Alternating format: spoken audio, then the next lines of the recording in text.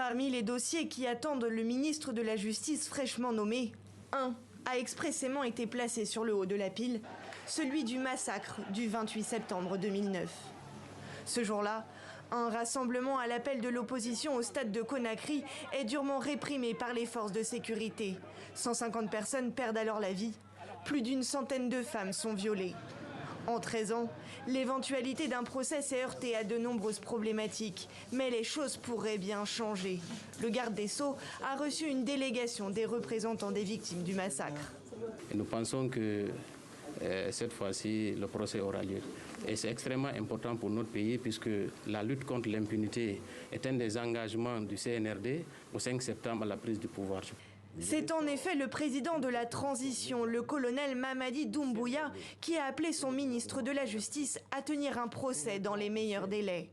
Mais certaines interrogations demeurent, notamment sur la capacité du tribunal ad hoc, toujours en chantier, à accueillir le procès et les 13 inculpés, parmi lesquels figure le capitaine Moussa Dadis Camara, chef de la junte de l'époque.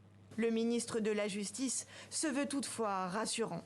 Les personnes qui ont été renvoyées suivant l'ordonnance du pôle de juge d'instruction comparaîtront en toute liberté ou comparaîtront pour venir se défendre parce que c'est ça aussi un procès.